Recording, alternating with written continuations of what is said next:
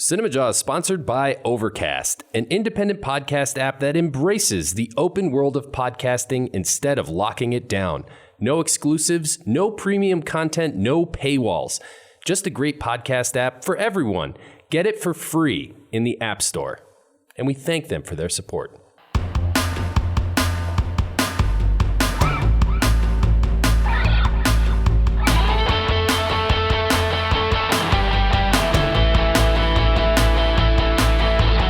You're listening to Cinemajaw, the greatest movies podcast ever, recorded on location from our respective homes in Chicago.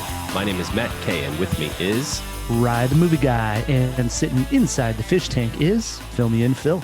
How you guys doing tonight? This week on Cinemajaw, Matt, we breathe fire as we cover our top 5 favorite movie dragons.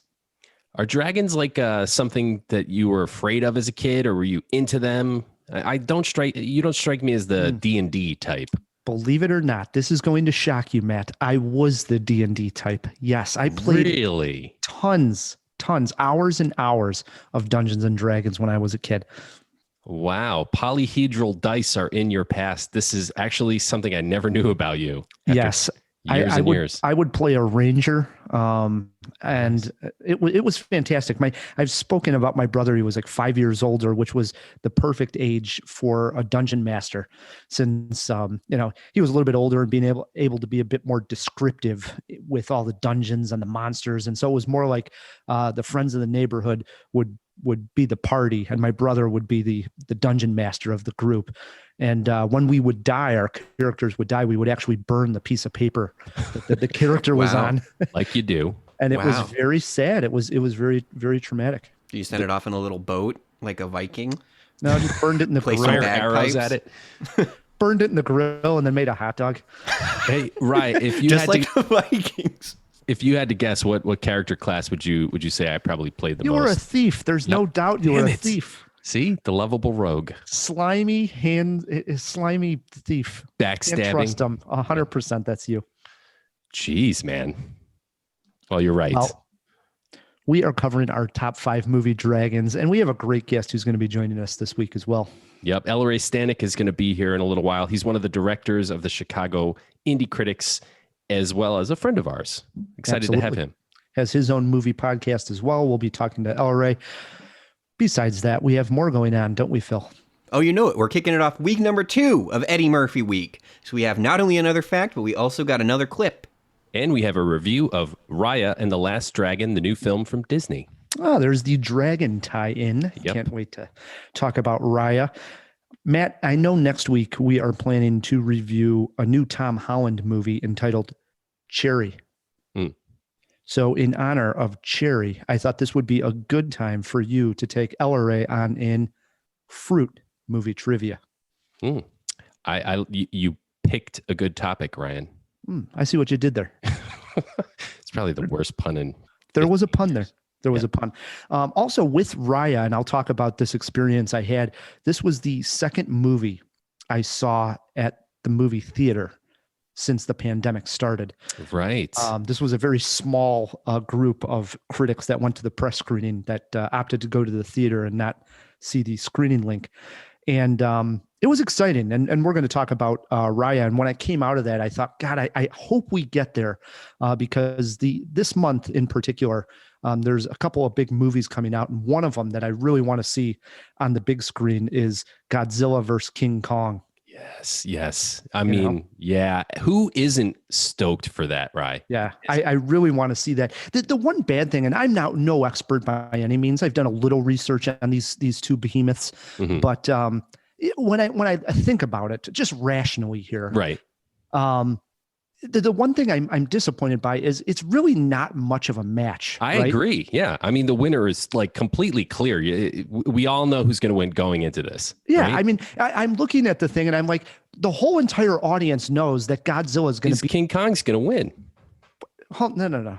Godzilla clearly can just destroy King Kong. What are you talking about? Time. You're out of your goddamn mind. King Kong is going to beat Godzilla. No, I am not. Are you crazy? No, I'm not crazy. You know what?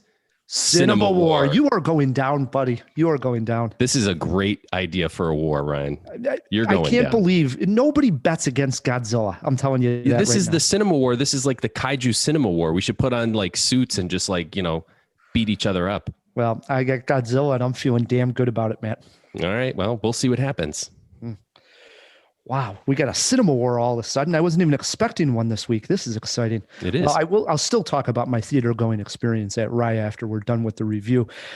So it's a jam-packed jaw we got here all of a sudden. As always. Yeah, talking movie dragons. This is going to be something. Let's kick this jaw off with an Eddie Murphy fact. Yes, this week we're talking about Beverly Hills Cop. We all love the film. However, not many of us know, I certainly didn't know before tonight, Eddie Murphy shot a Beverly Hills Cop television pilot. In 2013, Paramount launched a pilot for the series that would see Axel Foley become the chief of police in Detroit and spar with his cop son. Murphy appeared in the pilot and was expected as a recurring character throughout the series. However, for reasons we'll never understand, CBS failed to pick it up. Oh, we'll never understand those reasons, Phil. It was 2013. The demand for Beverly Hills Cop content was at its peak. Usually television execs make the wrong decision, but I got to say they made the right decision there. Yeah. I mean, wow. My eyes were rolling into the back of my head when Phil was reading that. That's just nuts. That's just crazy. Axel Foley as the chief.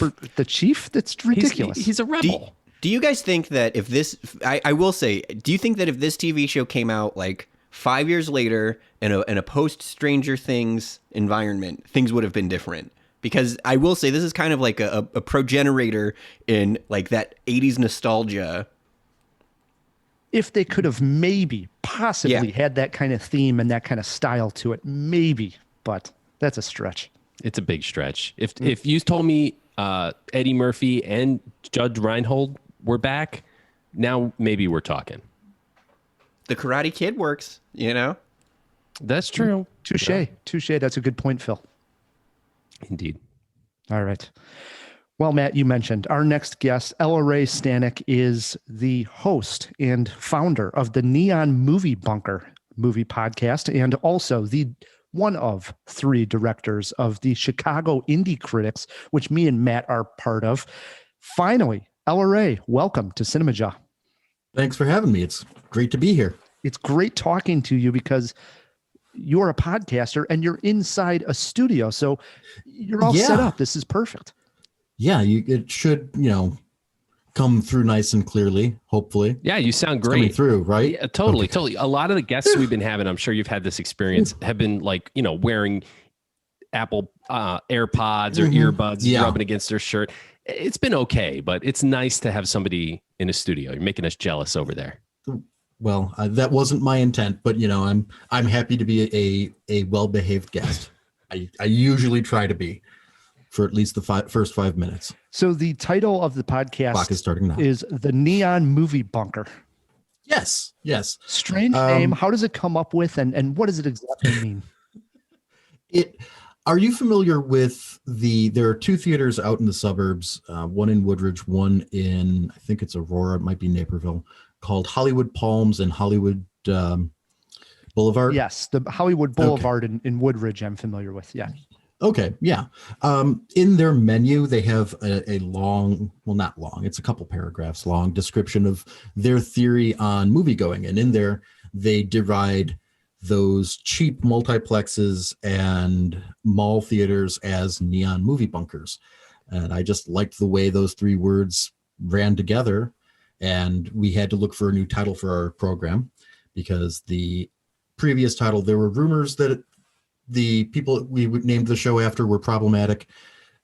And then it became entirely obvious how horrible they were. So we had to, change the title of the show, and Neon Movie Bunker just worked. Did they mean that term disparagingly when they? Yes, they did. They meant that as an insult. And I thought, no, that's actually kind of, I have a lot of really good memories in Neon Movie Bunkers watching things that you just wouldn't see otherwise. Same. So with the sticky floors and cheap candy. I agree. Wait a minute, Matt. What kind of theaters are you talking about here? I think you're talking about something else. Now, come on. Everybody spills their soda, Ryan. I don't know what you're thinking about. Now, you're also one of the directors, as I mentioned, over at the Chicago Indie Critics. How's the group doing as a whole as we have a meeting here? Give us an coming update. up soon. Yeah. Things are going really well for us, actually. We just recently had a roundtable discussion with the cast of Judas and the Black Messiah. Yep. And we were able to record that and distribute that online. We had our award ceremony that you guys were at and presented for, and that went really well. Things from my perspective are going really well.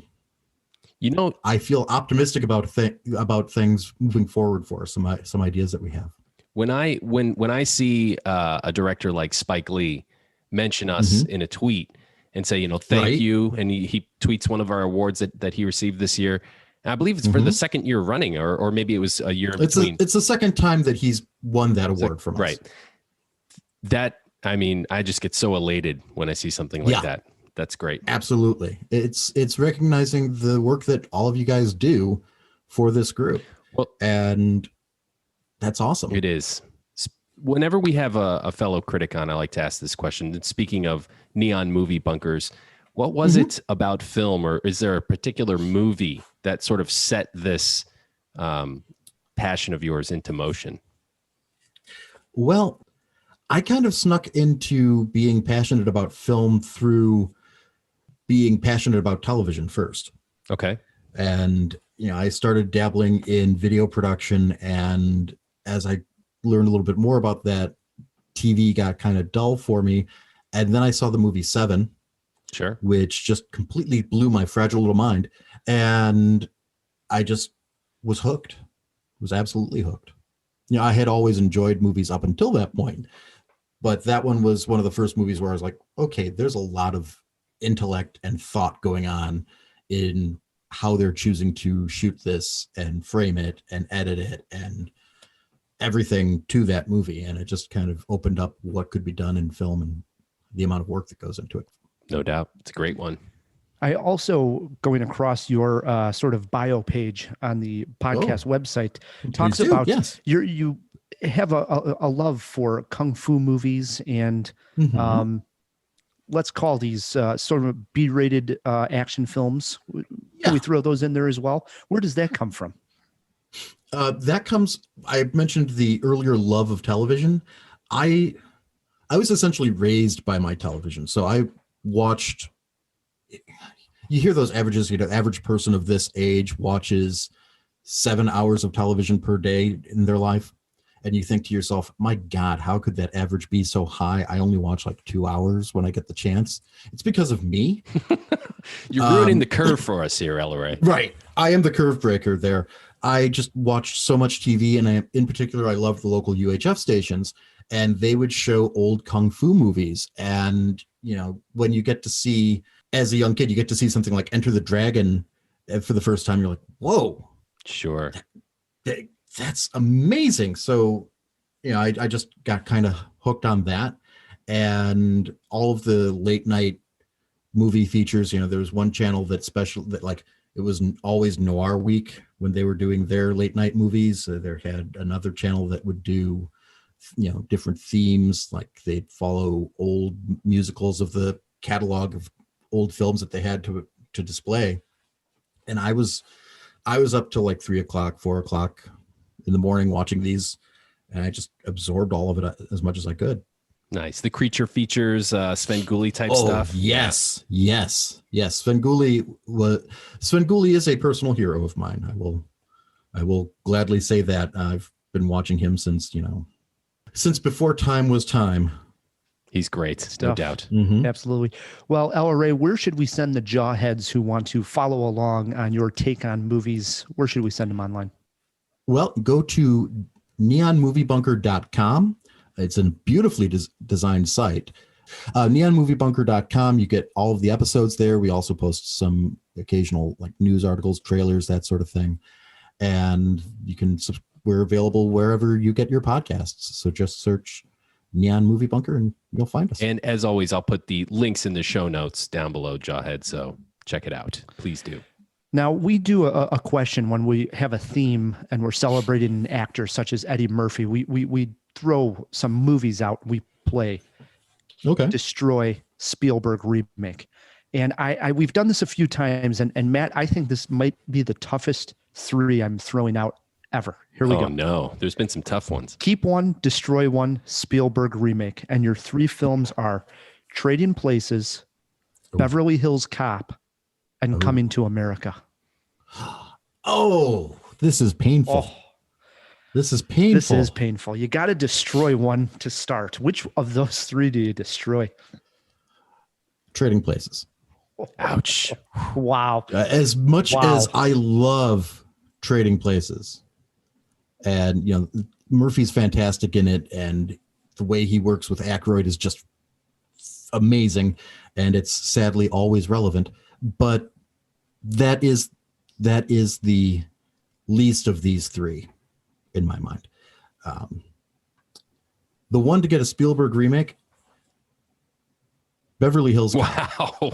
And here's my thinking, because I remember reading about Eddie Murphy working with Wes Craven on Vampire in Brooklyn. Oh, classic. Right? Sure. Right. And Wes Craven was all thrilled to work on an Eddie Murphy movie. And Eddie Murphy was all thrilled to work on a Wes Craven movie. Neither of them really got the memo that the other person wanted to do what the other guy was famous for. So that came across, yeah. Right. So I think having Eddie Murphy work with a director that has such an effective voice as Spielberg, I think that we could get something really interesting out of a Beverly Hills Cop made by Steven Spielberg. What if it was a TV show with Spielberg? See, at least it's not a TV show. That's the way I'm looking at it. But there's no way on earth I would let any harm come to Coming to America. That is my honest to God favorite Eddie Murphy. Matt, do you agree with that take? Yes and no.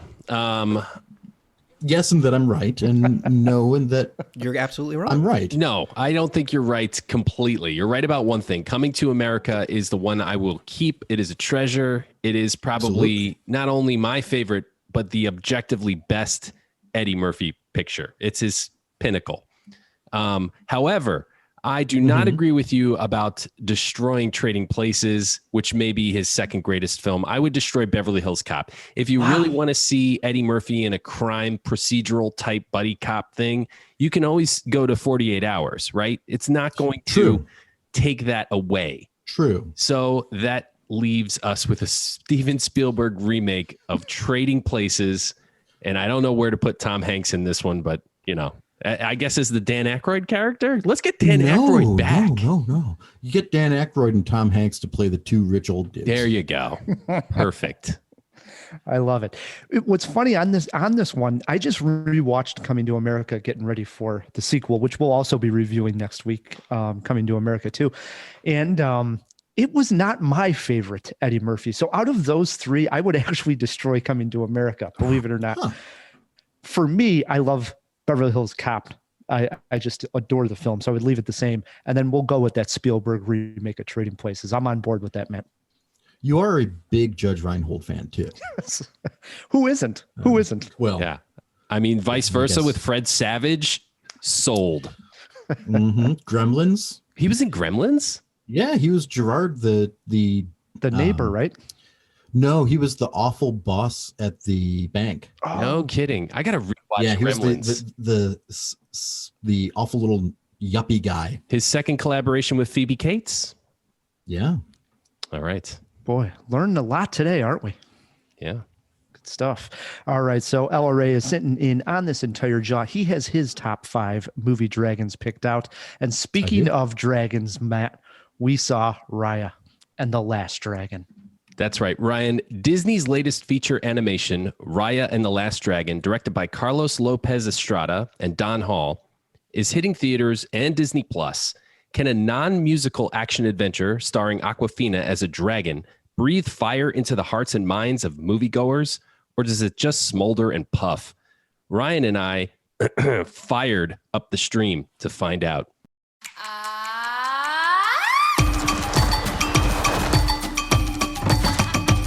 these years of searching, please let this be it. Whoa! Focus. Eyes forward, tuk-tuk. Good boy. Okay, so here's the sitch. This is Kumandra. Each land is named after a part of the dragon. Fang, heart, spine, tail, and talon. We were once unified, harmoniously as one, until evil forces were awakened, shattering the peace and dividing the 5 lands. Raya, this isn't the world I want you to live in.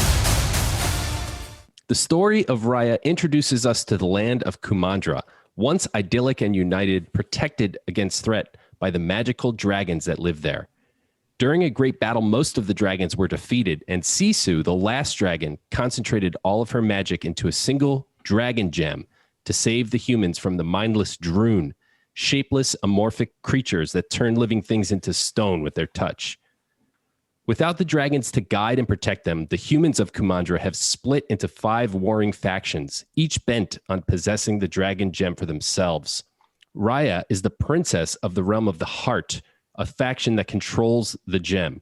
Her father calls the tribes together to unite, but the gem is broken, the Droon attack, and everyone is turned to stone. So now it's up to Raya to collect the pieces of the gem that were snatched by each tribe, locate Sisu, the last dragon, and rescue her people from petrification. What surprised me most about Raya and the Last Dragon was the level of action. It's not too violent, don't get me wrong, but there is conflict, physical conflict. Swords clash, fists fly. There's some cool martial arts choreography and exciting chase scenes. As Raya gets deeper into her quest, she assembles a gang of ragtag supporters who aid her on her quest, including the titular Last Dragon, Sisu, voiced by Awkwafina. While I really enjoyed the archetypes of each character, especially the Khan baby being particularly original, I found that as each new character was introduced, it took some of the focus away from Raya and, well, the Last Dragon. That relationship should have been central to the story, but it kind of gets swept under the rug, doesn't quite get enough room to breathe, Raya. Even with that disappointment, I really enjoyed the movie overall. The voice acting is wonderful, especially Awkwafina, who seems to be on a great roll lately. The stakes are surprisingly high, the emotions deep, and at times even kind of dark, which I like. The visuals are the best I have seen in a Disney film, bar none. As the technology improves, so do these visuals. The designs of the towns they visit, the water, it all looks superb. I do think the movie would have benefited with a little bit more concentration on the relationships here, and I could have used a few slower scenes, but overall, I think Raya and the Last Dragon is an easy recommendation for the whole family. Yeah, hands down, man. I'm right with you. I walked out of this movie on cloud 9. It left me feeling optimistic about the year 2021, and that is because the theme in Raya and the Last Dragon is about unity and trust and coming back together as she brings this 5 groups together. And it's exactly what we need, I think, at this time. The animation, as you spoke, gorgeous. Literally, the action scenes, thrilling. The characters are fun. And you mentioned it, the baby thief. I loved it. I mean, incredible. I mean, hilarious. These are characters I wanted to spend more time with. Raya and the Last Dragon is a fire breather of a movie. I loved it, Matt. I think I'm higher on it than you. You are. Right? Well, I wouldn't disagree with either of you. I'm going to what Matt said with the action. There's a lot of Indiana Jones type adventure to the start of this movie. Especially in that one scene when she has to get one of the pieces back that are sort of hidden or secured by a booby trap. Yes, 100%. Yeah. And the booby traps and the way that they end up using the booby traps is really inventive and fun. It's engaging. It's entertaining. I loved the design of just the world design in general is not like what we usually see in animated movies. There's a little more of a tropical bent to it. And I just loved the design of the Droon. Yeah. That's a really creative way to embody animosity, which is speaking to what you were talking about, Rye. That's kind of the theme is just, how do we put that aside and work together? They're really scary, actually. They are. And I think they're kind of flexing their animation muscle too, because like I said, they're sort of this like amorphous blob, kind of smoke creature-esque with this like purple glow. They look so cool. They do. There's one sequence in particular where the Droon is coming after Raya, and she has one of the stones, and it's almost like they're kryptonite, you know, so she can move around that stone to keep the Droon away. Just fantastic. And again, thrilling. I was like literally excited in the theater over these sequences. The score was really wonderful to this too.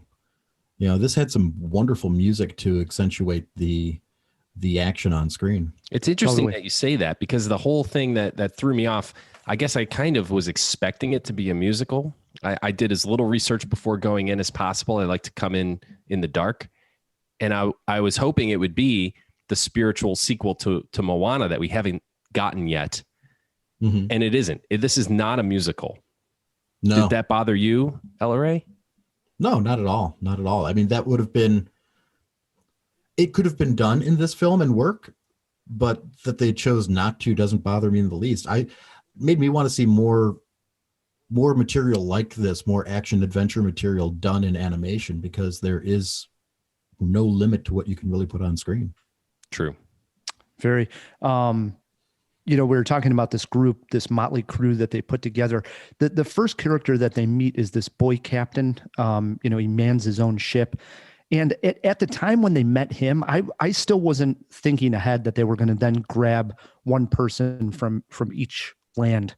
So I thought it was, when we met the boy, I thought, okay, he's going to be the kid's sidekick. Yeah. Yeah. With the dragon and with Raya, and that's going to be it. And then when they met the baby, I'm like, oh, I see what's going on here. And I was actually anticipating then, who are they going to get from the next land? And it just worked, you know? And then when they bring this big guy on, it was just fantastic. The chemistry between the characters. Yeah. And another way of saying that though, is you kind of found it predictable, you know? Go ahead. Anticipating and predictable is different. Like excited. No, it's not. It's the same thing. No, it's not. It is. Predictable is if you is anticipate a bland something happened, you predicted it. Yeah, but anticipating is I'm excited for it. Predicting is like, well, I knew that was going to happen. It's a bad way of saying it. I was anticipating in excitement. Okay, so basically, you were congratulating yourself for being right. No, about what was it's not that next. either. No, I'm not congratulating myself. I'm just excited to see who they were going to pick next. Oh, okay, I'll give it to you. What do you think about my criticism as to the relationship between Raya and the Last Dragon not being developed enough? I thought it was fine. I thought there was enough, and I didn't think that was the focus on the movie as much as the theme of trust and unity. And sacrifice. And I think that the sacrifice theme, having to sit with this a little bit more, really fits into these times now too, with, you know, wearing a mask or not wearing a mask, and the trust and the sacrifice. And it just, everything felt like it was a movie of our time right now. You could see these themes are very important in today's society. What'd you think, Ellery? You think it's balanced as far as the interpersonal relationships? Too many of them? No, I don't think there's too many of them. I think that they're all at about the depth that I would expect from an animated action adventure movie. You know, I'm not necessarily looking at it and thinking, okay, well, I want there to be this strong, unique bond between Raya and Sisu. I'm more thinking, okay, I want to see what these characters go through together. So I'm looking at it more as, you know, where does this story take them, and how do they work off of one another and for that. And let's be honest, I mean, would this movie have been as much fun without the thief toddler and her monkeys? No. All right, that's fair. Yeah, would it have been as much fun without Benedict Wong's character? No. I agree. I agree with all of that, because Sisu the dragon, and Awkwafina, as we mentioned, is fantastic. Oh, she's great. She is. She's perfect. I came out of the theater with a petition for people to sign that she has to be in every animated movie going forward.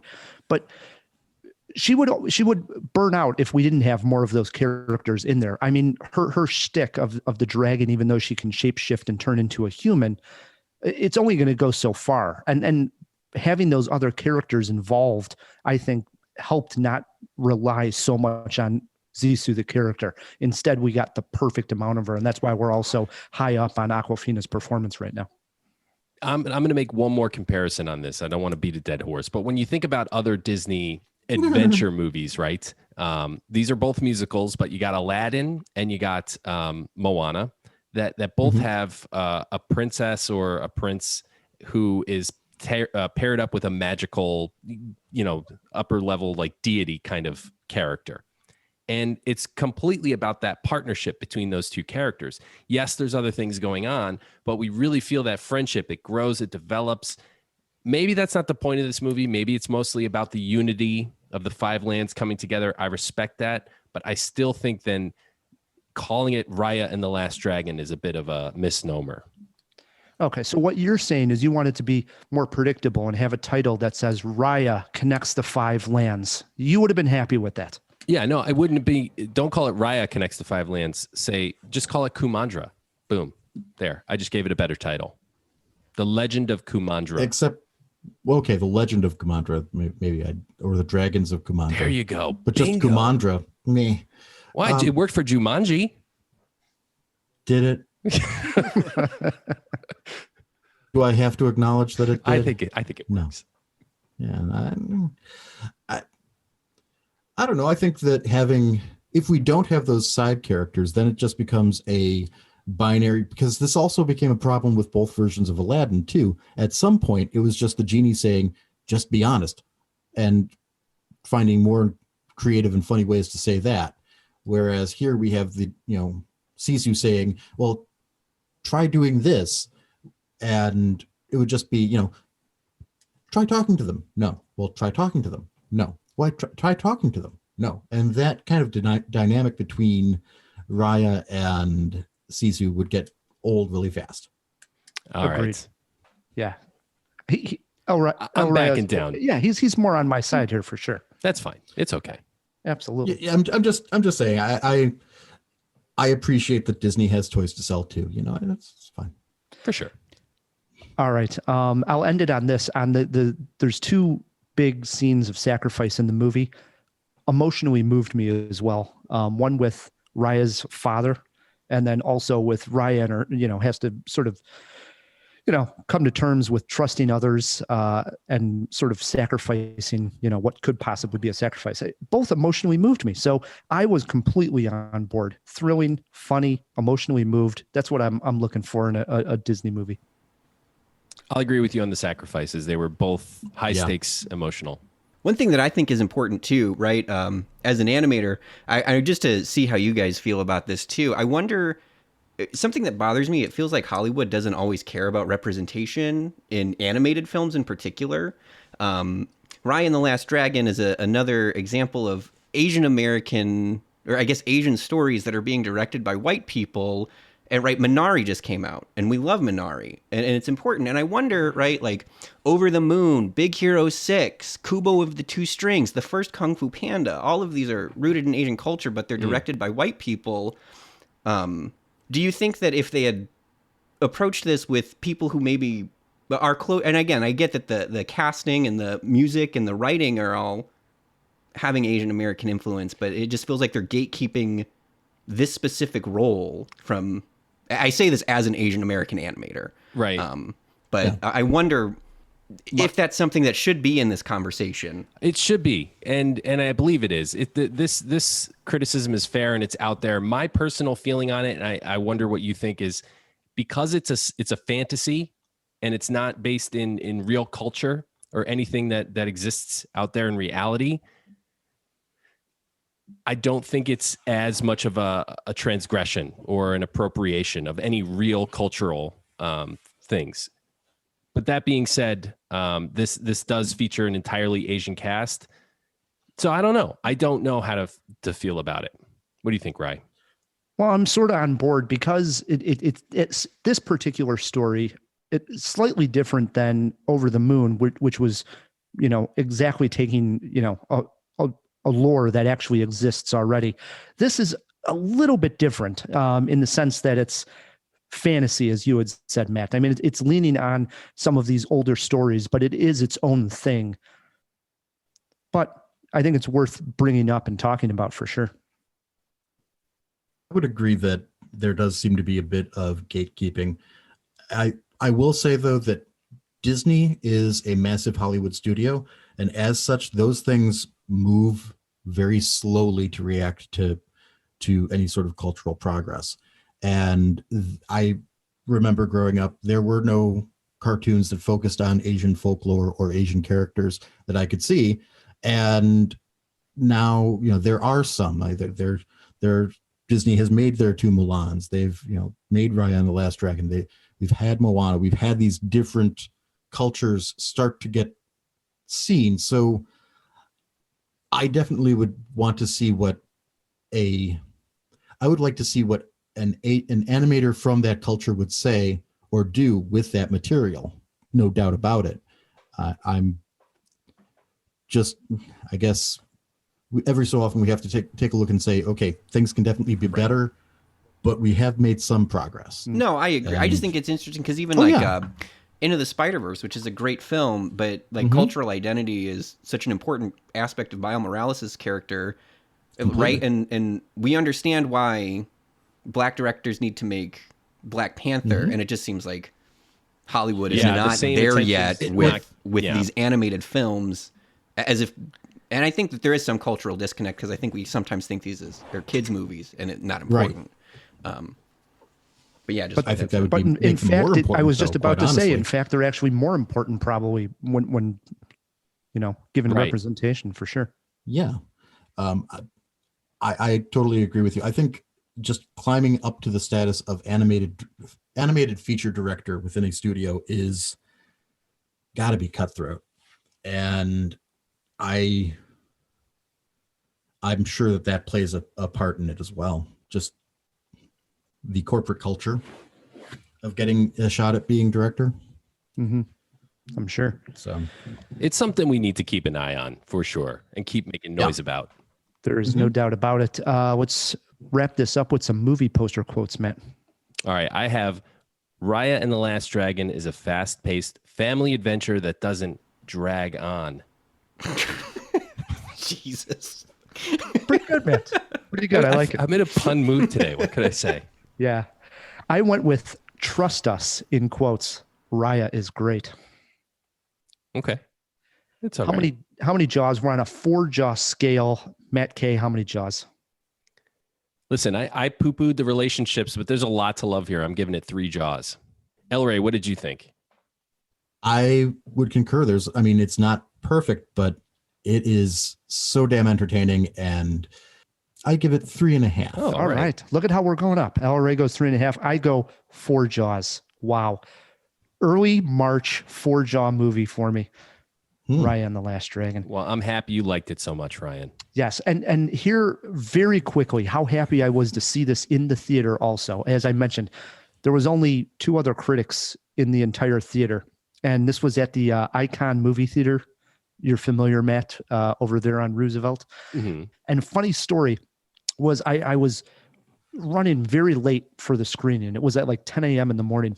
And I got there at like 9:57, like rush in there, sit down, see the movie. And when I was parking, because you got to drive and park there, I noticed that it was 2 hours free parking. And when I thought, oh, maybe this will actually come into my favor because it's probably not a 2-hour movie.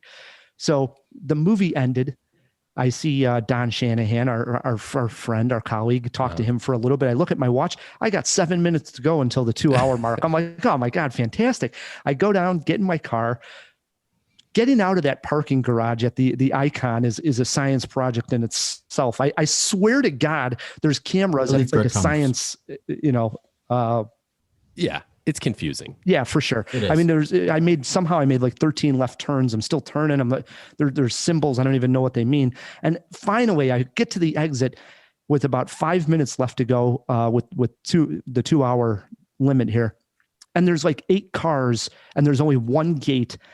And this guy is just stuck at the gate. And I'm like, oh, this can't happen. I'm watching the clock. I'm honking my horn for a little while. He's just having a hell of a time getting out of this gate. Finally, after like 3 minutes, 4 minutes, he does. And then the rest start cruising because they're all under 2 minutes. You can tell they put the ticket in, the gate goes right up. 2 away from me, guy puts the ticket out the window. It blows out of his hand. He's got to get out of the car. Anyways, I get up there 1 minute after the 2 hour mark after that fiasco. It's a nail biter. Oh. Bam, $11 parking. But I was on such a high note from Raya and the Last Dragon that even paying the $11, Matt, I drove home happy as hell. I would have complained.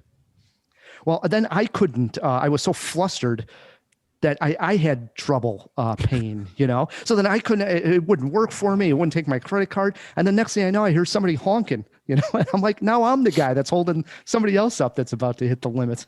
You'd think that a movie theater, Recursion, like knowing that people are coming to see movies, would adjust their windows for that. But I can't tell you. Big complaint. They were way high in my book going over to the Icon, and getting out of that place is a mess. So it's fallen a little bit in my view. They need to work on that. When you come out of Raya and the Last Dragon and you're happy as hell, it was okay. And in honor of Raya, we're covering our top 5 movie dragons. And yes, me and Matt discussed this, and we went back and forth. And I said, I don't know if there's enough dragons to do a top 5. How about maybe top 3? And boy, was I wrong. Looking into this, there's hundreds maybe of dragons to pick from. Yeah. Plenty. LRA, you're our guest. Was this a tough list to come up with, or tough actually just to narrow down to 5 for you? I didn't narrow it down to 5. I actually have a fluid list of about 9. Nice. Because in case, you guys say, use one that I want to talk about, I'm like, okay, well, you can substitute. Yep. I had the same thing here. Yeah. Well, yeah. But that just speaks to how many really great iconic dragons there are out there. Sure. What do you got sitting at number 5? Well, at number 5, and in keeping with Cinemajaw's monthly topic, I'm going to go with Mushu from Mulan, portrayed by Eddie Murphy. What could have been a horribly miscast and just off-tone performance, for a character, Murphy delivered exactly what the movie needed. And the design of Mushu is a classic animated look at, a little dragon. It's he's not a fearsome dragon necessarily, but he's cute. And if you don't like him, then dishonor on you and dishonor on your family. What it did was prove that Murphy was capable of doing these animated characters, and of course, go on to do Shrek, which maybe it was a safety net for his career in certain ways. Honestly, I'm surprised he didn't go into animation sooner. Yeah, that was the time for him. Sort of a sag in his career. Glad to see he's got it back on track. All right, that swings it over to me for number 5.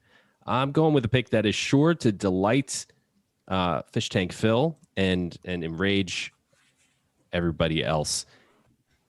But there's a certain classic character from the Pokemon universe, and I'm going with Detective Pikachu here. Oh, I'm enraged. Charizard from Detective Pikachu. I rewatched the scene. Listen, you can feel how you want to feel. You can feel how you want to feel about Detective Pikachu, but it's not total crap. I think Ryan Reynolds saves this movie in a big way. And the fight between Pikachu and Charizard, and actually another dragon shows up at the end, spoiler alert, of this battle, was one of the centerpieces of the movie. It looks pretty amazing. And to see that character that we all kind of grew up with on the cartoon come to life on the big screen for the first time in a live action film was kind of special. So there you go. I have no comment, as I have not seen the movie, or I'm really actually not that familiar with the characters either, or anything. I gotta say, Matt, I love Charizard and I appreciate the pick, but I will point out that Charizard's appearance in Pokemon the first movie is substantially better. It really dropped the ball. Film? It doesn't even count. What? Matt, Detective Pikachu was an animated film. I'm saying it's Jesus. apples to. No, the Detective Pikachu Charizard has like weird texturing. Oh, no. It looks like 80s Godzilla outfits. I liked it. All right, guys, what I tell you about Pokemon talk? What did I tell you? Not until after the jaw. All right, it swings it over to my number 5. I watched this movie this week, not doing homework actually for movie Dragons. It just so happened that there was an awesome dragon in it. But Jawheads, this is one maybe to put on your queue. came out late last year. I'm going with Mila Jovovich in a video game movie. And I'm not talking about Resident Evil. She was also in Monster Hunter. And believe it or not, the last monster, using air quotes here, that she fights is Rathalos, a fire-breathing winged dragon. And it is quite spectacular to see on screen. The premise of this movie, Monster Hunter, and really the video game, I've never really played the video game. Nor I. I know I messed around with like a demo. It's basically like you just go around. Do you hunt monsters? Hunting monsters. Yeah. Oh, okay. Right, exactly as the title says. Right on the nose there. And the idea is supposed to be like the monsters all are almost like video game bosses. You know how you always got to get to a level and it has a boss. That's the idea. I don't know if again, I'm not that familiar with it, but in this case, she just goes in the movie. She goes into another realm. She's a soldier, and this group of soldiers are in a sandstorm that take her into another realm. And then next thing you know, she's got to fight monsters. And it's really set up in 3 big fights in the movies. There's a spider, and then this monster that goes underground. And then finally, the last one is this big fire-breathing dragon. And it actually is happening right when she can open up a portal to come back into our world. It's almost like Marty McFly and Doc at the end of the Back to the Future. Just add a dragon, right? And then what happens? The dragon also goes into the portal. And next thing you know, they're fighting in our desert. It's just this epic fight.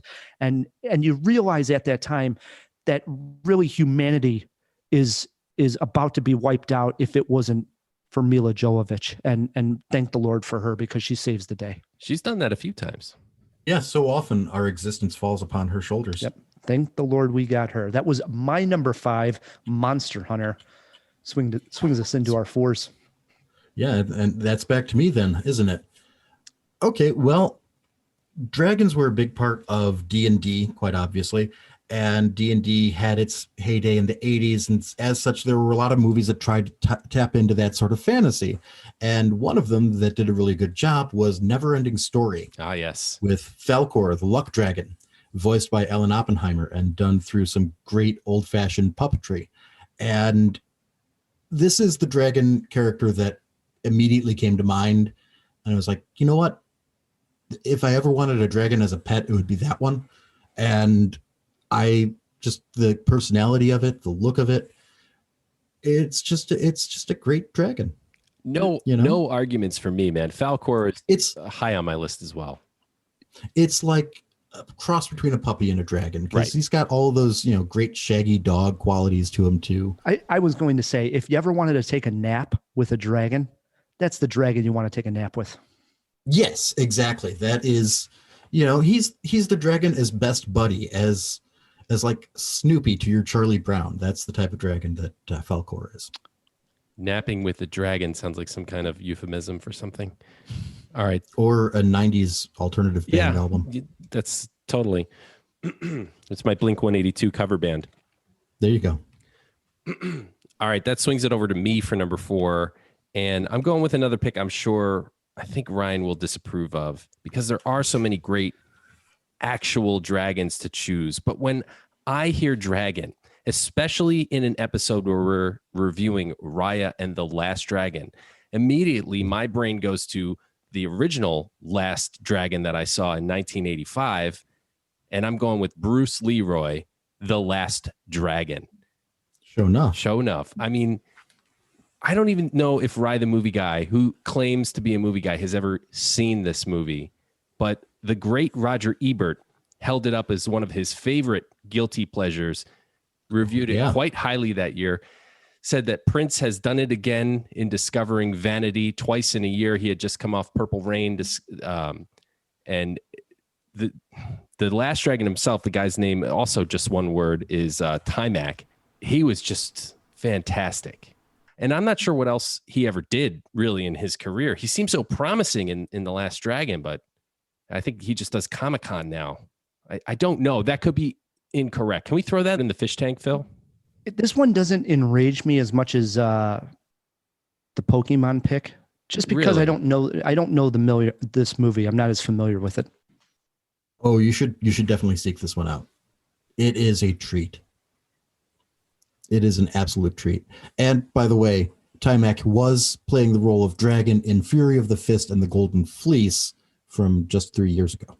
Really? Okay. Mm-hmm. How interesting. My number 4, I have a legend who voiced a dragon at number 4. This could be somebody's number 1 when we're talking movie dragons, but I went with Draco from Dragonheart, voiced by Sean Connery back in 1996. Really, if you're going to get a dragon to talk, why wouldn't you get it to talk like Sean Connery? I remember seeing this movie at the LaGrange Theater. We would go many a times. This was the discount theater that me and my friends would go and see movies for $1.50 or $2. And this is where I remember seeing Dragonheart and Sean Connery's famous line of, "I am the last one." Who was the knight? It was it Robin Hood? No, Dennis Quaid. No, it was Dennis Quaid. Yeah. So Dennis Quaid plays the knight, and he befriends Draco the dragon, and those two are trying to overthrow the evil king who is a tyrant, and an action adventure ensues. Yeah, it's got a little emotional heft as well, if I recall. It does. Kind of a tearjerker at the end. They're very connected. So if like one dies, the other dies. It has this really nice connection between the knight and the dragon. I don't know, full on honesty, if it would hold up if I still saw it today. But again, it's Sean Connery voicing a dragon. So I think it's noteworthy for that, for no other reason. I believe it won the Oscar for the special effects, so visual effects that year. That sounds right. It does. That was my number 4. Ella Ray, what do you got sitting at number 3? Well, at number 3, I have a 3-headed dragon. Of course. Goes by the name of, only makes sense. Goes by the name of King Ghidorah, and has a nasty habit of kicking Godzilla around here and there, and is essentially the Darth Vader of the Godzilla franchise, right? That is the villain that everybody really wants to see Godzilla fight. Although I have a feeling we might be talking about this a little later. But King Ghidorah is such a great monster dragon villain and has actual presence. And I love what they did with him in the most recent movie, making that third head a little bit of the on the dopey side. So that there's some, a little more character there. Yeah. King Ghidorah, he is just a great imposing threat. And that's what I think a dragon would be if I were to actually see one. I don't know that I'd be, wanting to take a nap with a dragon. I think I'd be more crapping my pants and running Especially away. that dragon Matt? and 3 heads. Yeah. Oh. Yeah. Yeah, it reminds me Matt, how about you? Reminds me of Tiamat. For number 3, I have Maleficent from another animated character. Sleeping Beauty is my wife's favorite Disney movie. And I don't know why, because it's boring, except for when Maleficent is on the screen. Otherwise, it's a total snooze fest. But when Maleficent comes on, I'm just like completely wrapped, And when she turns into the dragon at the end, it's just this formidable, scary-ass monster. The glowing eyes and the green fire is so stylish. It is. So stylish. I watched that scene in preparation for this podcast, and I'm like, wow, I forgot how scary it is. I mean, it's actually terrifying, I think. Yeah. It's impressive filmmaking. 100%. Just jaw-dropping. Yep. Nice pick. I keep it in the Disney family here with my number 3 pick. Maybe an oddball pick, but I remember this movie caught me off guard at how good it was. And the ending actually was quite exciting, because whenever you have a dragon in New York City, the stakes are raised, right? And speaking of Maleficent. Yeah, in 2007, Susan Sarandon was playing Narissa in Enchanted, and she actually turns into a dragon at the end. And you get this just fantastic scene where the dragon actually captures, what's his name? Patrick Dempsey, his character, and then proceeds to crawl up a skyscraper. For a movie that I thought was going to be kind of a throwaway flick, the movie itself Enchanted is great. And it ends on a very fun and exciting action sequence with this dragon in New York that I never saw coming. I was all in on Enchanted. And it's Susan Sarandon. She's amazing. Very, very obviously inspired by the Maleficent transformation. Hands down. I mean, the whole movie has, borrowing from various Disney lore. Right. And some great musical numbers there. Yes. There are some great ones. Enchanted. Can you see, is that on Disney Plus? Make sure it's already on there. Disney Plus has been taking time getting to some of these movies to put on the service. And I need to watch it again. I agree. That's definitely one to check out again. All right. Into our twos we go. Ella Ray, what you got there? Well, going into the twos, I'm keeping my dragons in New York. And I'm going with Quetzalcoatl from the 1970s film Q, about an ancient Aztec god named Quetzalcoatl, that's a dragon, comes to New York and sets a nest and starts eating people. And it's up to Larry Cohen's cast of regulars to track down this dragon and stop it from eating people. And it is awesome. I mean, this is filmmaking on the cheap and fast and perhaps slightly illegal. And it just works beautifully. And the puppet would not hold up. I would not believe it if I were to see it in a new film, but just seeing it in Q is just chef's kiss. It's perfect. What's that 1970s New York with 1970s puppet dragons attacking? The name of the movie is just Q, one letter? Just Q, one letter. Yeah. That sounds interesting. The tagline is just call it Q. Before you can say its name Quetzalcoatl, it will have already killed you. That's that's kind of a mouthful of a tagline right there. It is. Well, I mean, Quetzalcoatl doesn't really roll off the tongue. Yeah, I'm thinking about that name. Were they going for like a Don Quixote kind of thing? No, it's actually the name of an Aztec. Okay, like an actual Aztec deity. Yeah, okay. yeah. Nice. All right, swinging it over to me at number 2. And this is where I had Falkor, the luck dragon. I love him. Sorry. No. It's cool. It's cool because I get to sub one out, and I'm going with one of the coolest named dragons, certainly. Vermithrax Pejorative from the movie Dragon Slayer. Nice. Awesome name. Yeah, isn't that an awesome name? So even Vermithrax. Even the name of the movie is one of my favorites. Dragon Slayer just sounds so awesome. Yeah, it does. It does. And if you guys recall, this is another Disney one. It was kind of their entry into the sword and sorcery realm at the time, was kind of a hot genre. And I don't know if the entire movie kind of lives up to that name, Dragon Slayer, but the end sure does. When he actually goes into the cave to slay the dragon, it's another one I'm pretty sure won special effects Oscar. Can we throw that in the fish tank, Phil? If it did not, it's got to be nominated. But the fire coming out of the dragon's mouth, they used this new stop motion animation technique called Go Motion to make the dragon look really real. Combine that with some life-size puppets. It's a pretty impressive scene. I rewatched it today, and I think it holds up pretty damn well. I actually rewatched it also, and I agree with you. Honorable mention for me, and this was one I watched, when I was a young kid. My brother loved it, and he'd put it on, and I was like, whoa, this is so amazing. It's been years since I saw the movie, but I thought the animation looked pretty good from what I saw today. Yeah, for sure. Speaking of animation, my top 2 picks, animated dragons. Can you believe it, Matt? Yeah, I can believe it. My number 2. They're all animated. This is true.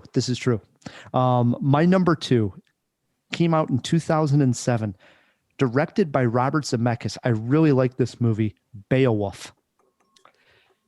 And there is such a wonderful action scene in this film. And this was actually the first movie I saw with the new 3D technology, that same 3D technology that would be in everything, especially after Avatar. But this predates it by a couple of years, and it was using that same 3D technology.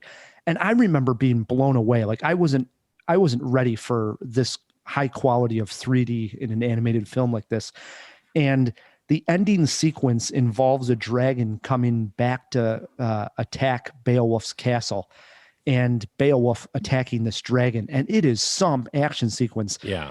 Beowulf loses his arm during it, and he ends up actually ripping the dragon's heart out, which is just amazing. And they sort of crash land on the beach. Watched it again. Still pretty amazing sequence in animation. Maybe one of the better action sequences of all time. This was one of the ones they did around the Polar Express era of animation. Where it was that style of work. Yeah, right. Motion capture. Yep. So it had like Angelina Jolie and Ray Winstone. Right, Ray Winstone and Anthony Hopkins. Yep. I remember really enjoying it, but I gotta watch it again. I like it a lot. Anthony Hopkins would be a great voice for a dragon, wouldn't he? Ooh, he would be. Yeah, absolutely. Yeah. Especially if it was like Hannibal Lecter, the dragon, you know? Ooh. This is our number one picks for our favorite movie, Dragons. Ella Ray, what do you got sitting there? Well, overall, my impression of dragons is something to be scared of, right? I mean, Falkor is great and cuddly, and Mushu is friendly, but most dragons fall into the Quetzalcoatl King Ghidorah style of I don't want them in my neighborhood, and that also applies to the character who tries to take on the persona of the Red Dragon, Francis Dollarhide, who is played by Ralph Fiennes in the 2002 version, and Tom Noonan in Manhunter. They play this character who he is determined to escape his body and become the dragon. And he is terrifying. I think I honestly would rather watch King Ghidorah come into my neighborhood than him. Because King Ghidorah, at least there'd be a show, you know? Francis Dollarhide is just going to be nasty to deal with. Speaking of Hannibal Lecter, that was a perfect segue, huh? Wow. I do what I can. Wow. Yeah, I agree. And the novel as well. The novel's fantastic. The novel is great. Both films are actually really fantastic for different reasons. It is amazing that Brett Ratner put together such a quality piece of work. Not that the guy's not capable, just that he normally doesn't put his abilities to good use. Right, and turn out that kind of quality. Yeah. I got to go back and watch that Red Dragon movie. I saw it in the theater one time, and that was it. And I know I liked it.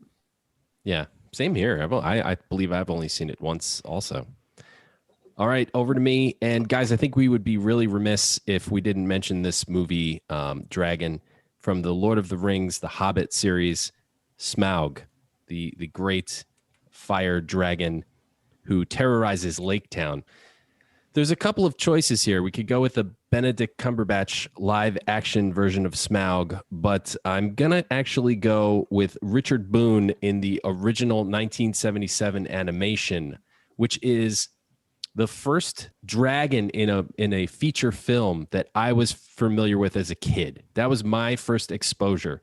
And he kind of looks almost feline in his features, and that the scales with the gold melted to him, and just that one scale missing that Bart has to get the arrow through.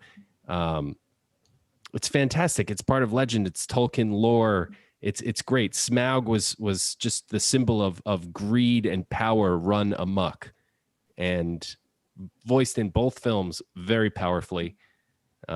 One of the best movie dragons for sure. Nice pick, Matt. Must be mentioned. And I like that you went with the animation one. That's 2 weeks in a row. I got to cool off on the animated Tolkien.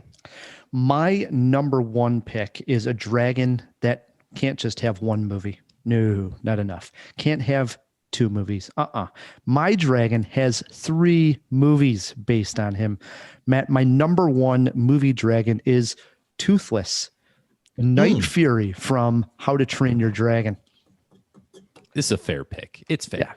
Yeah, totally. Totally fair. And we're talking about a series, How to Train Your Dragon, that is full of fun animated dragons. So not only is Toothless the highlight here, but you also have some great creative dragons populating the entire world in How to Train Your Dragon. And he's a Night Fury that's this dragon that they almost don't even think exists anymore. And Hiccup actually shoots and is about to kill him in the first one. And he can't go through with it. And a friendship is born. And he ends up fixing his tail. And eventually we get to see Toothless actually fall in love in the third one. There's another Night Fury. The entire series, you actually get to see these characters grow, which was one of the fun things. Usually in these animated movies, they're always the same age, right? Like Toy Story, which is another film that has multiple. They're the same toys, obviously. Well, Andy grew, but yeah. Well, Andy did, but you know what I mean. And like Kung Fu Panda, the pandas are the pandas. Trying to think of other one that has multiple like this, but in How to Train Your Dragon, the characters and the dragons are actually, aging. Growing, or aging, which I really appreciated and enjoy the series as a whole, all the way around. All three films I enjoy. I have no arguments. Honorable mentions. You guys have picked some great dragons. I mean, it just makes me want to watch more of these movies again. Sure. I agree. That's the point. That's what we're trying to do. Mm-hmm. Honorable mentions before we go to break. One big one I wanted to squeeze on my list was Willow. There's that two-headed dragon that's just sort of like the ugliest dragon that's ever been in movies. It's just flat out ugly.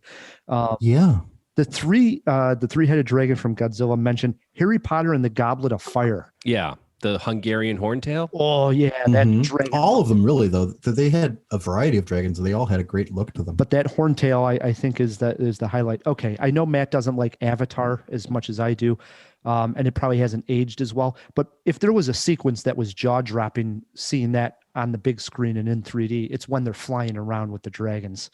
Pretty spectacular. And do you guys remember this movie? It was based on a very popular book, Aragon. Yeah. The movie flopped big time, but still interesting. Yeah, still interesting. The only one, Pete's Dragon. Damn it, Darren Elliott from Pete's Dragon. Which one do you go with, Ryan? Do you go with the modern? Only because I, to be honest, I haven't seen the cartoon in so long that I just saw the new one. I'd probably go the new one, but I got a soft spot for that original, man. Well, it's a classic from childhood. Absolutely. All right. Let's take a break here because we still got more Jaw to come. Matt is taking LRA on in Fruit Movie Trivia. Plus, all right, a CinemaWAR looking at Godzilla versus King Kong. Stick with us, Jawheads.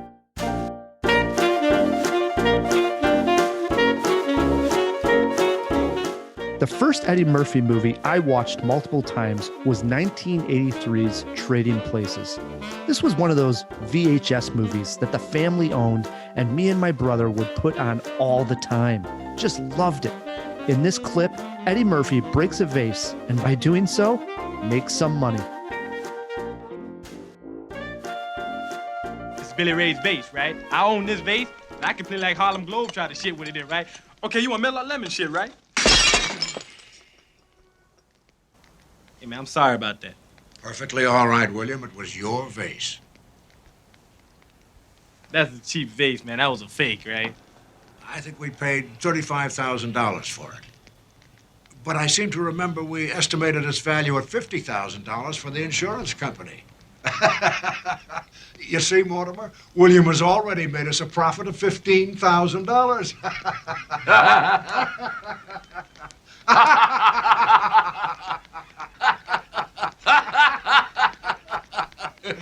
You want me to break something else?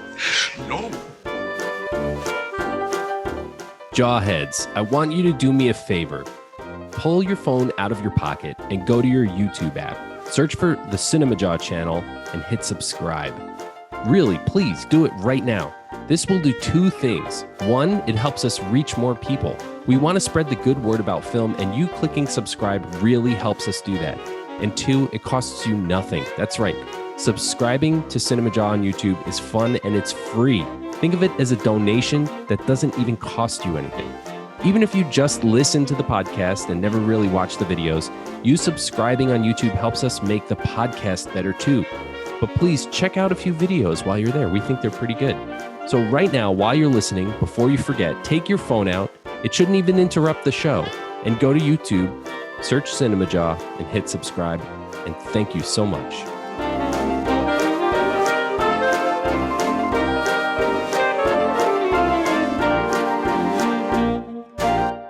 And we are back on Cinemajaw, hanging out with Ella Ray Stanek from the Neon Movie Bunker. It's already March, but it's the first time we've had you on the show. Looking back at 2020, what was your favorite movie of the year? Favorite movie of the year, or what I'd say is the best movie of the year? Let's go with your favorite. Favorite of the year. Oh, good Lord. That's a tough call because there were quite a few good movies last year. I'm going to go with The Invisible Man. Wow. You were high on that, huh? I really liked that. I gotta say the inventive quality to the effects and some of the clever misdirection in the trailers and that sort of thing, setting it up to think that it's kind of one thing and moved in a different direction. I liked it. Yeah, fair enough. Nice. Matt, before we get to trivia and before we get to CinemaWAR, we did throw a few items into the fish tank, and I know Phil, the dragon that he is, wants to swim up to the top and tell us what we missed. Let's open up that fish tank. Wait a moment! It's fish! Isn't it? DC! Wake up! No, Pat, it's a giant glass bowl. Hey, get some fish folk. Who's coming with me besides Flipper? Here. That's a Sicilian message. It means Luca Brasi sleeps with the fishes. We're gonna need a bigger boat. Yeah, thank you guys so much for letting me out this week. We got a few in here, but before we do, I do have one biting question that's been bothering me all night.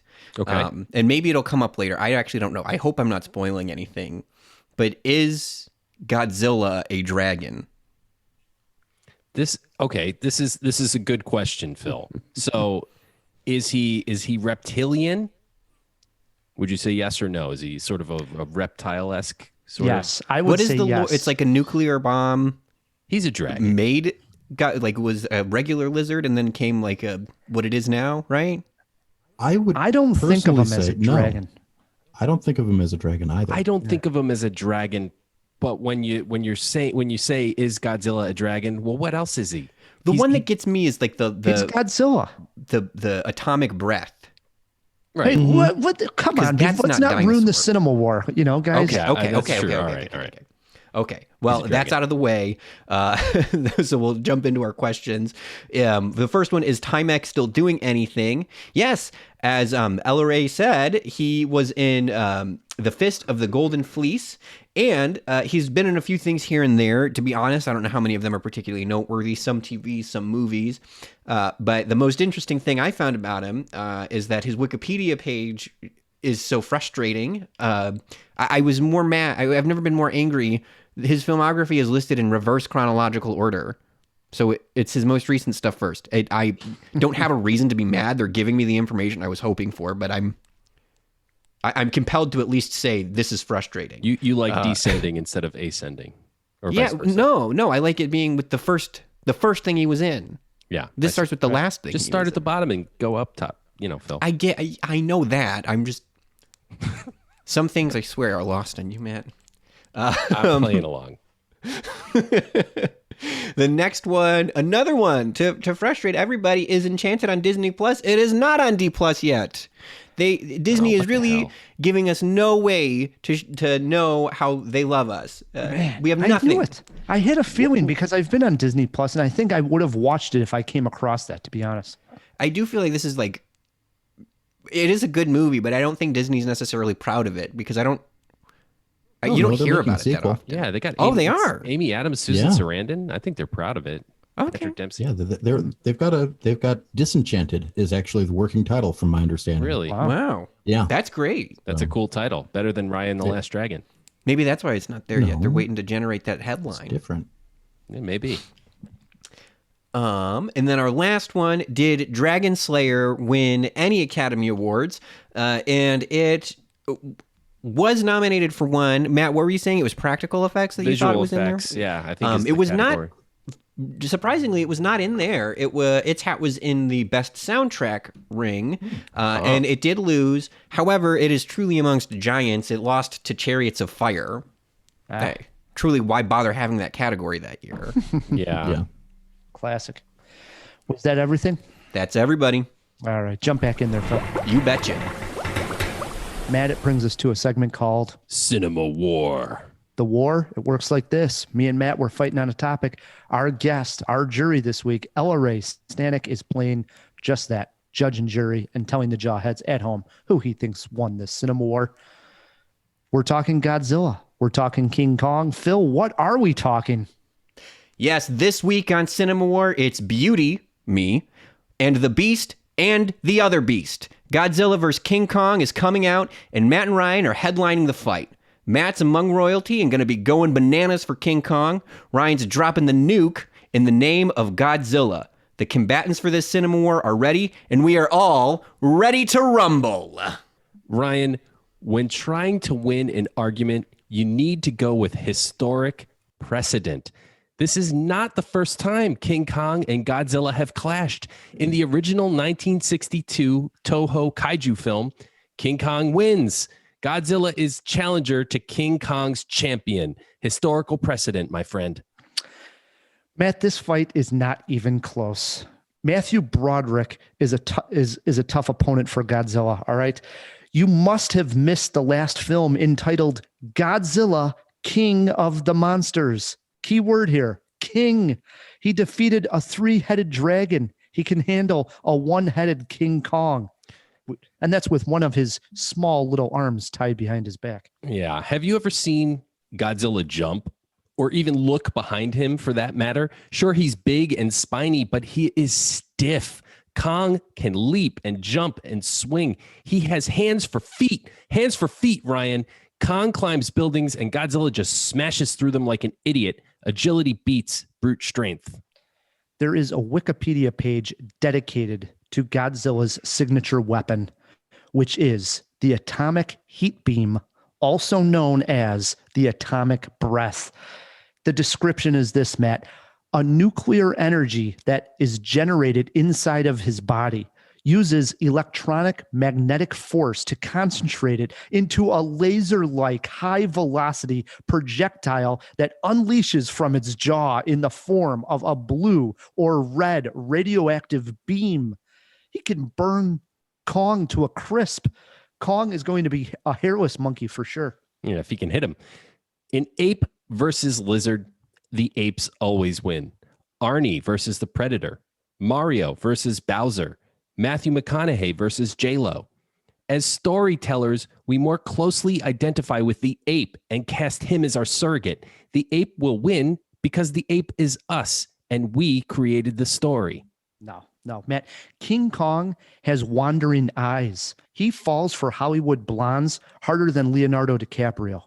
All Godzilla has to do is bring out Margot Robbie and Blake Lively, and it's game over for the dumb ape.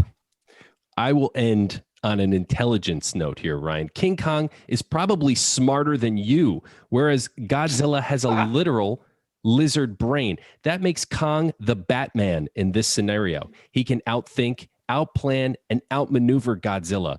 Keep your super lizard. I'll take Bat Kong. Here's the thing, though. King Kong has little to no experience fighting giant beasts. He's used to living on an island with a bunch of scared little villagers and other giant beasts. Godzilla is like Hulk Hogan, Muhammad Ali, and Conor McGregor all mixed into one. And he shoots a laser beam out of his mouth. If this was a pay-per-view UFC fight, fans would be upset because the fight would be so short. Godzilla in round 1, TKO, easy money, it's over. Whoa. We are button heads here on CinemaWAR, as we do each and every week.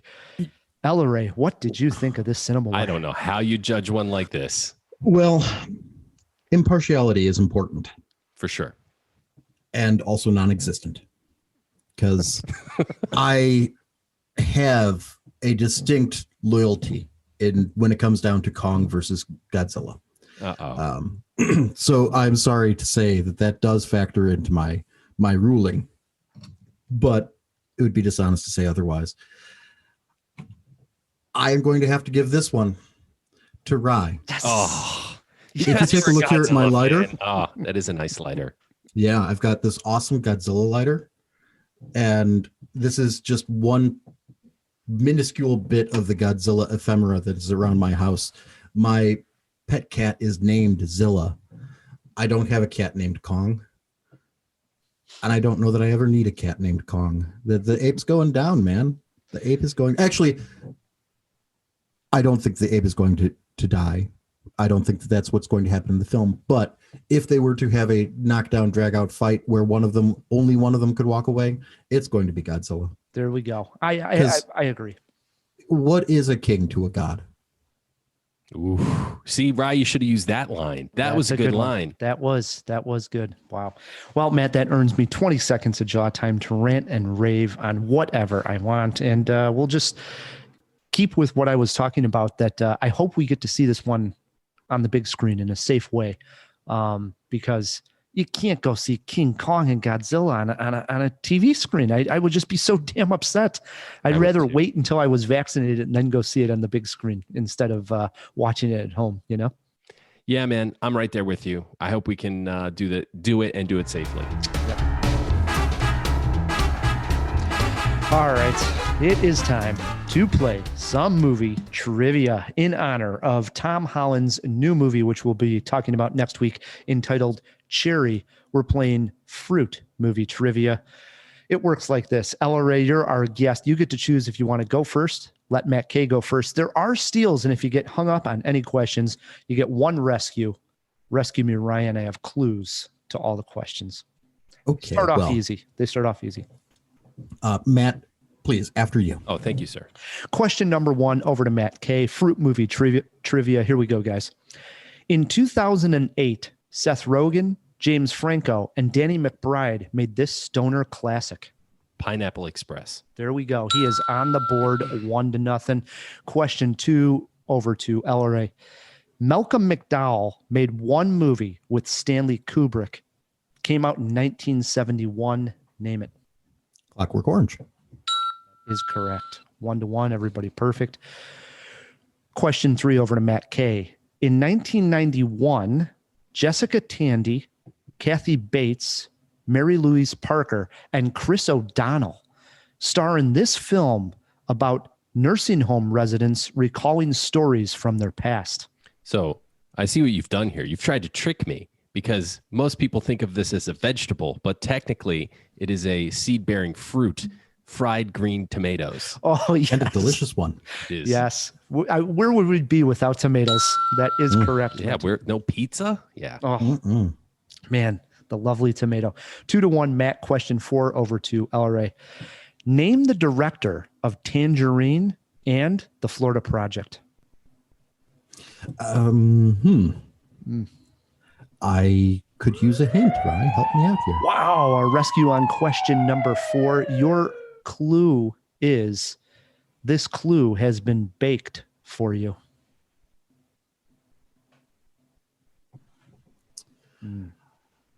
Baked. I'm going to kick myself as soon as I hear it, but I'm going to have to pass. Yeah.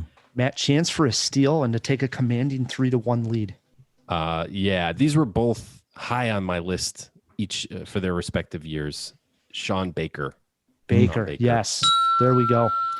3-1, Matt K. Question 5 stays over to Matt. Matt, name the Woody Allen film in which he travels to San Marcos and becomes the leader of a group of resistance fighters. Did you say a year? No year on this one. Woody Allen picture. Yep. Fruit. He How does the stars in steel it. work on this? If he I don't get stars in it, if I don't get it, it's over to you, LRA.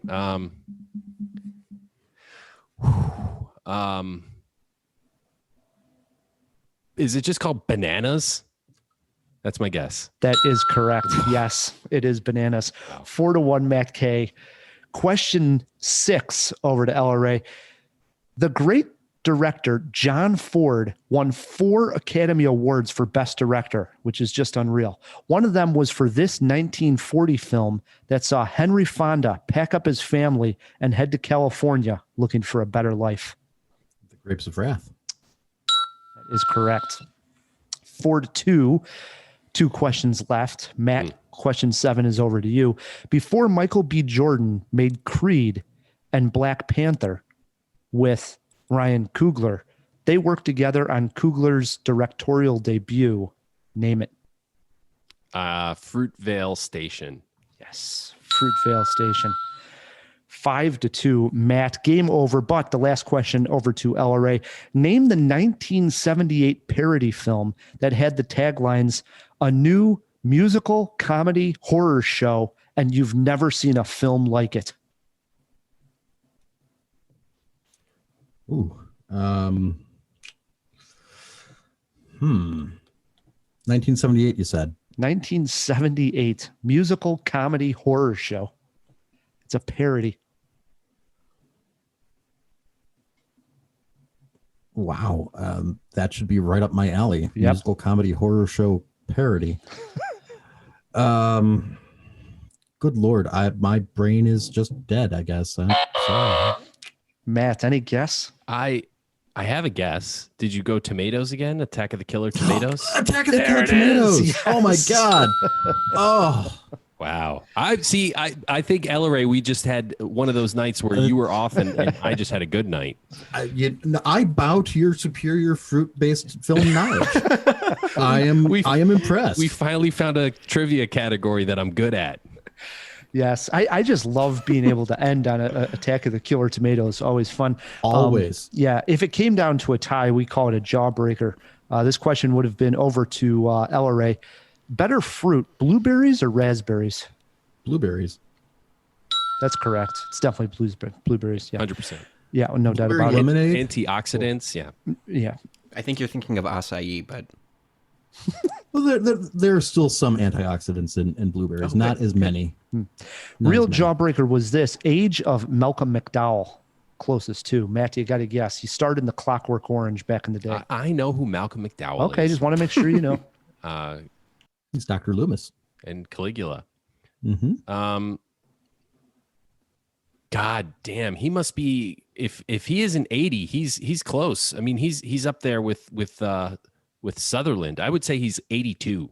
Lock him in at 82. LRA, you got to guess? I think he is younger. I think he is 78. Give that to LRA. He is 77. 77 for Malcolm. That was a good bout of trivia, though. That was. Yeah. Get a virtual handshake. Yeah. Virtual fist bump. Boom. There we go. Brings us to the end of a very fun jaw, and we finally had LRA for coming on. I mean, thanks. This has been a blast. My pleasure. We're going to have to do this again. Absolutely. Have you guys over at the Neon Movie Bunker, too. For sure. And hopefully when theaters open and it's safe, we'll see you out at a screening soon, you know? Absolutely. Absolutely. Matt, we also got to thank our engineer, our editor, Fill Me In, Phil. Oh, I couldn't be happier to do it, guys. We also got to thank... Do you want me to set up the sponsors? Yeah, why don't you? Okay. And we got to thank our sponsors, right? Overcast. Thank you so much. And the Chicago Podcast Co-op, who help us get great sponsors like them. If you want to support Cinemajaw, the easiest way to do so is by leaving us a review wherever you're listening to this podcast. Yeah, and while you're at it, please click the subscribe button on whatever app you're listening to this on. It really helps us out. No doubt about it. Until next week, I'm Rye the Movie Guy. I'm Matt Kay. And keep on jawing about the movies.